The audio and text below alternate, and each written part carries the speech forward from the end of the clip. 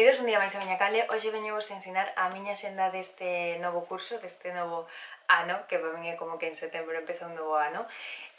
Bueno, a verdade é que levaba moitos anos utilizando as axendas de Animosa, que por exemplo a do ano pasado é esta de aquí. Bueno, nunca lle saco as etiquetas a nada, como podes observar.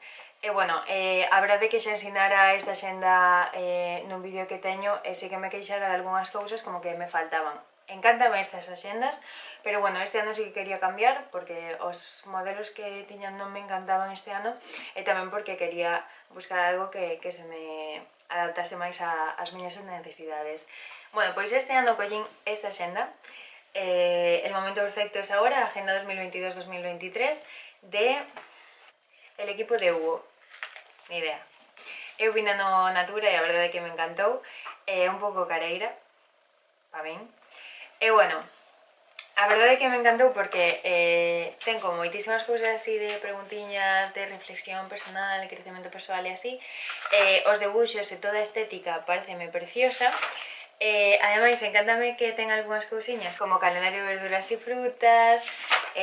Bueno, ten tamén rexistro do ciclo menstrual, que é algo que me parece super necesario.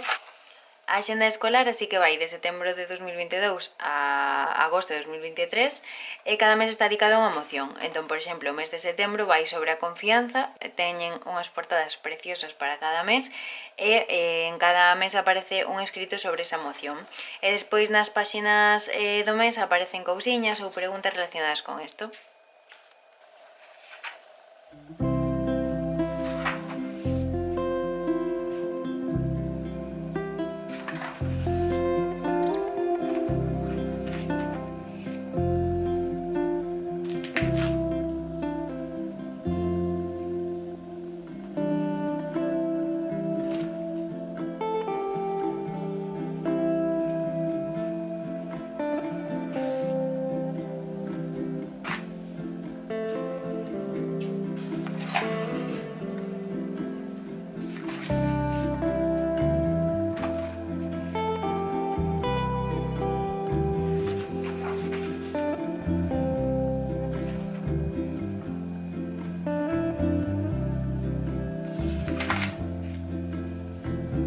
Outra cousa que botaba en falta na miña anterior axenda é que na páxina do calendario mensual aparece un espazo para poñer algo. Por exemplo, aquí aparecen notas e obxectivos.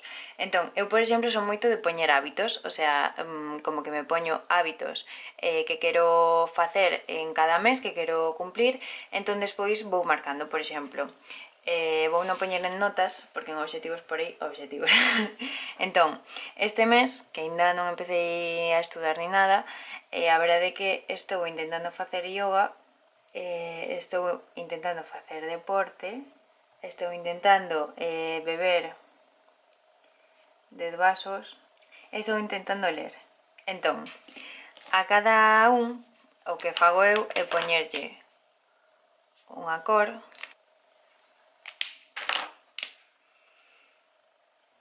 Entón, por exemplo, hoxe que día é? 2, vale. Se fixen yoga, que sí que o fixen, poñolle o laranxa. Se fixen deporte, que sí que o fixen, poñolle verde. E se leo ou bebo, pois poño, por exemplo, o día 1 tamén fixen deporte e lin. Así que moradito, violeta. Entón, vou tendo un seguimento mensual de se cumple os hábitos ou non, que hai algúns que o mellor non os quero facer todos os días, pero polo menos saber cando os fas. Outra cousa que botaba de menos na axenda do ano pasado é que necesito que cada mes teña unha páxina en blanco ao principio para poder escribir propósitos, obxectivos ou o que me saiga do papo nese momento, nese mes, porque necesito espazo. Entón, por exemplo, xaneiro ten, bueno, a portada preciosa. Este mes é sobre frustración, calendario e notas. Que non sei por qué, pero esta páxina non hai en todos os meses, o sea, hai algúns meses que sí que teñen a páxina de notas, pero outros non. Aquí sí. Ao final, espera. Vale, acabo de ver que sí que hai a páxina de notas en todos os meses. Por exemplo, en febreiro está aquí o día 28, aquí unha páxina destas de amor propio e estaría aquí o final do mes. Así que todos os meses teñen esta páxina de notas, cousa que me parece maravillosa. Vexo super necesario ter esta páxina así como planear este mes. E nada, despois xa serían as páxinas normales. Pero eso sí que o botaba de menos. E bueno, cada páxina corresponde a un día menos as fines de semana que están a metade, porque as fines de semana hai que descansar. E bueno, en cada páxina aparece un calendario, se é o día mundial de algo, pois aparece aquí.